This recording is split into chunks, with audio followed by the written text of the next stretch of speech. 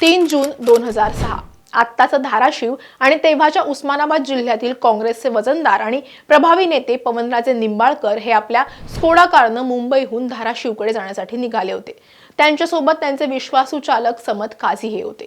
नवी मुंबईतील कळंबोली येथील हायवेजवळ त्यांची गाडी आली असता दबा धरून बसलेल्या अज्ञात हल्लेखोरांनी त्यांच्या गाडीचा पाठलाग केला, त्यांची गाडी अडवली आणि अगदी जवळून अंधाधुंद गोळीबार केला।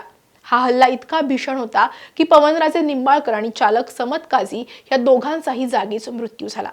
भर दिवसा एका बड्या नेत्याची मुंबईतल्या वेशीवर झालेली ही निगृण हत्या राजकीय भूकंपासारखी होती। या हत्येच्या मागे कौटुंबिक आणि राजकीय वर्चस्वाची एक मोठी पार्श्वभूमी होती। पवनराजे निंबाळकर यांच्या हत्येचा आरोप झाला होता माजी गृहमंत्री पद्मसिंह पाटलांवर।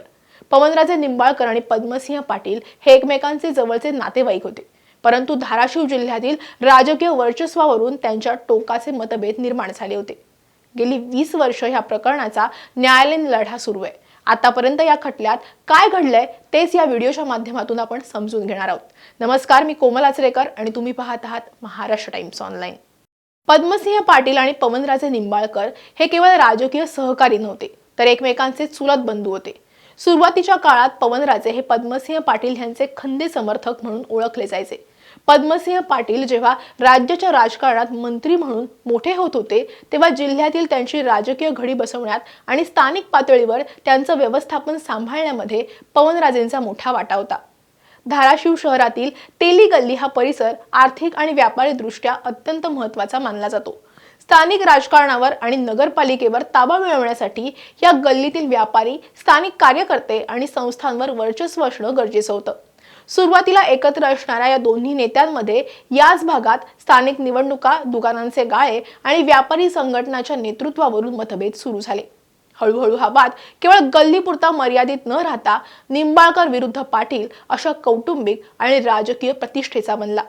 पवनराजे यांनी पद्मसिंह पाटील यांच्या शब्दाला आव्हान देण्यास याच भागातून सुरुवात केली, ज्यामुळे दोघांमधील संबंधांमध्ये कायमची दरी निर्माण झाली। तेली गल्लीतून सुरू झालेला हा वाद लवकरच जिल्ह्याच्या सत्तेचं केंद्र असलेल्या उस्मानाबाद जिल्हा मध्यवर्ती सहकारी बँकेत पोहोचला। सहकार क्षेत्रातील हा संघर्ष या वैमनस्याचा टर्निंग पॉइंट ठरला। जिल्हा बँक आणि तेरणा सहकारी साखर कारखान्यावर पद्मसिंह पाटील यांचा एक छत्री अंमल होता। पवनराजे निंबाळकर यांनी या संस्थांमध्ये संचालक आणि पदाधिकारी म्हणून काम करताना पद्मसिंह पाटील यांच्या कारभाराला थेट आव्हान दिलं। पवनराजेंनी जिल्हा बँकेतील कथित आर्थिक गैरव्यवहार, बोगस कर्ज वाटप आणि नियमबाह्य व्यवहारांवरून पद्मसिंह पाटील यांच्या विरोधात उघड मोहीम उघडली।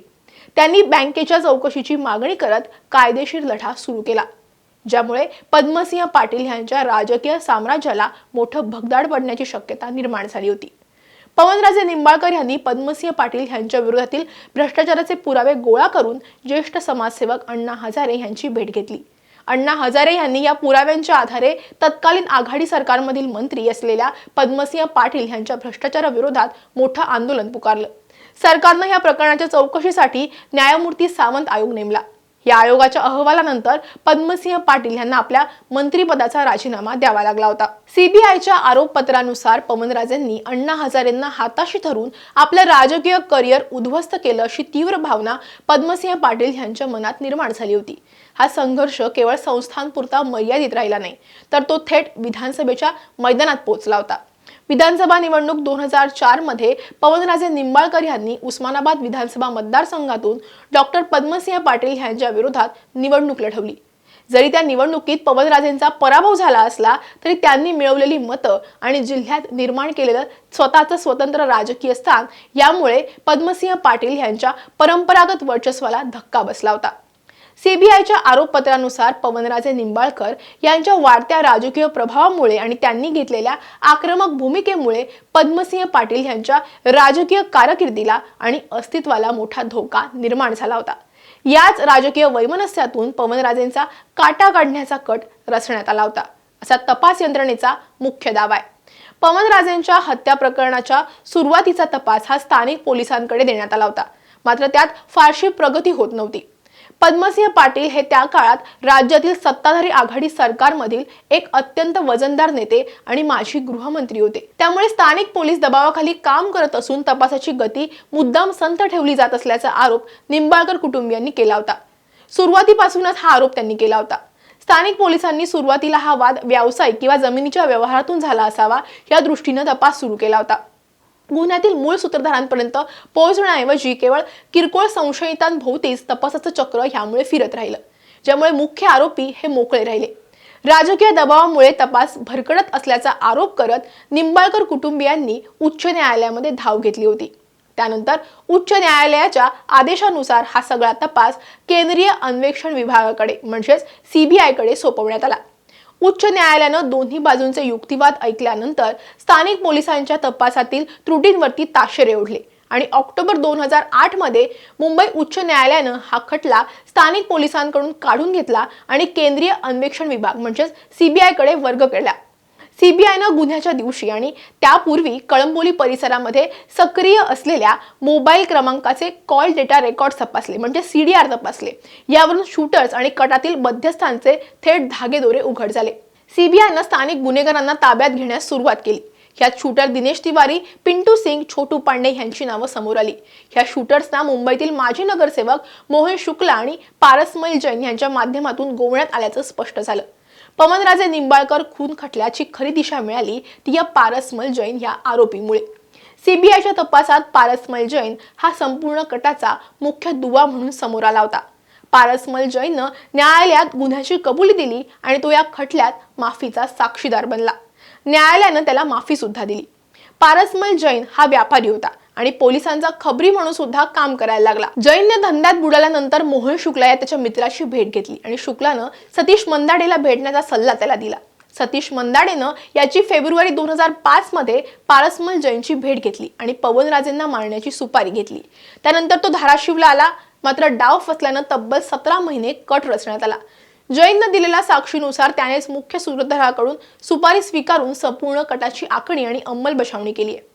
3 जून 2006 रोजी जमिनीच्या व्यवहाराचा बहाणा करून पवनराजे निंबाळकर यांना कळंबोली येथे बोलवण्यात आलं होतं। तिथे आधीच तैनात असलेल्या शूटर्सनी त्यांच्यावर गोळ्या झाडल्या। 4 जूनला पारसमल जैन आणि पिंटू सिंग राजस्थानला गेले। दुसऱ्याच दिवशी जैन यानं शुक्ला याला फोन करून पैशांची मागणी केली। मोहन शुक्ला यानं 25 लाख रुपये जैन याला दिले। त्यातील 5 लाख रुपये राजस्थान येथील घरी नेऊन त्याने ठेवले। 20 लाख रुपये घेऊन तो उत्तर प्रदेशला गेला। तिथे 20 लाख कैलाश यादव याला दिले। त्याने 5 लाख स्वतःला ठेवून 15 लाख छोटू पांडे याच्याकडे दिले। 15 लाखापैकी 7 लाख पांडे यानं स्वतःकडे ठेवले आणि उर्वरित 8 लाखांपैकी प्रत्येकी 4 लाख दिनेश तिवारी आणि पिंटू सिंग या शार्प शूटरला दिले। अशा प्रकारे आरोपींनी 25 लाख रुपयांची वाटणी केली। मुख्य सूत्रधार पद्मसिंह पाटील आणि इतर सहकारी आरोपी मिळून पवनराजे निंबाळकर यांना संपवण्याचा कट रचण्यात शशिकांत कुलकर्णी सामील होते। त्यामुळे या हत्याकांडात एकूण 9 जणांना आरोपी करण्यात आलं। फौजदारी कायद्यानुसार माफीच्या साक्षीदाराची साक्ष ही CBI साठी अत्यंत मजबूत आणि निर्णायक पुरावा मानली जाते, कारण यामुळे कटाच्या अंतर्गत बैठका आणि व्यवहाराची थेट माहिती न्यायालयासमोर आली। CBIने सबळ पुराव्यांच्या आधारे जून 2009 मध्ये पद्मसिंह पाटील यांना मुख्य सूत्रधार म्हणून अटक केली। सध्या ते जामिनावर बाहेर आहेत। CBIनं तपास पूर्ण करून आरोपपत्र दाखल केल्यानंतर सुद्धा स्थानिक पातळीवर साक्षीदारांवर दबाव येण्याची किंवा खटल्यात अडथळे निर्माण होण्याची शक्यता होती। त्यामुळे CBI आणि निंबाळकर कुटुंबियांच्या विनंतीवरून 2013 मध्ये सर्वोच्च न्यायालयानं हा खटला अलिबागहून थेट मुंबईतील विशेष CBI सत्र न्यायालयात वर्ग केला। यामुळे साक्षीदारांना संरक्षण मिळालं आणि खटल्याची सुनावणी कोणत्याही दबावाशिवाय पूर्ण झाली। या खटल्यादरम्यान ज्येष्ठ समाजसेवक अण्णा हजारे यांच्यासह तब्बल 128 साक्षीदारांची साक्ष आणि उलट तपासणी नोंदवण्यात आली आहे। सर्वोच्च न्यायालयानं या खटल्याचा निकाल लवकरात लवकर लागावा म्हणून 3 वेळा डेडलाईन वाढवून दिली होती आणि सुनावणी वेगाने घेण्याचे निर्देश दिले होते। यापूर्वी 14 मे 2026 रोजी निकाल जाहीर होण्याची अपेक्षा होती, मात्र मुख्य आरोपी न्यायालयात गैरहजर राहिल्यामुळे निकालाची तारीख पुढे ढकलण्यात आली होती। या बहुचर्चित खटल्याचा अंतिम निकाल हा 16 जून 2026 रोजी होणं अपेक्षित होतं।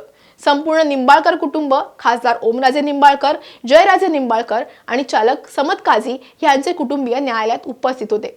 मुख्य आरोपी असलेले पद्मसिंह पाटील हे वय वर्ष 86 आहे त्यांचं आणि तब्येत खालावलेली असताना सुद्धा थेट रुग्णवाहिकेतून व्हीलचेअरवरून कोर्टात हजर झाले. मात्र न्यायाधीशांनी असं स्पष्ट केलं की निकाल अत्यंत सविस्तर असून त्याचं वाचन करण्यासाठी आणि तो पूर्ण करण्यासाठी आणखी काही दिवसांचा अवधी आवश्यक आहे. त्यामुळे विशेष सीबीआय न्यायालयानं हा अंतिम निकाल 4 दिवसांनी पुढे ढकललाय आणि 20 जून 2026 ही तारीख निश्चित केलेली आहे. न्यायालयानं सर्व आरोपींना त्या दिवशी न्यायालयात प्रत्यक्ष हजर राहण्याचे कडक आदेश सुद्धा दिले. 20 जून 2026 रोजी येणारा हा निकाल केवळ एका हत्येचा न्याय निवाडा नसेल, तर महाराष्ट्राच्या राजकारणातील एका सर्वात मोठ्या आणि वादळी प्रकरणावर अंतिम पडदा असेल. या प्रकरणाविषयीचं तुमचं मत काय आहे ते कमेंटमध्ये नक्की कळवा. व्हिडिओ आवडला असेल तर लाईक आणि शेअर करायला विसरू नका.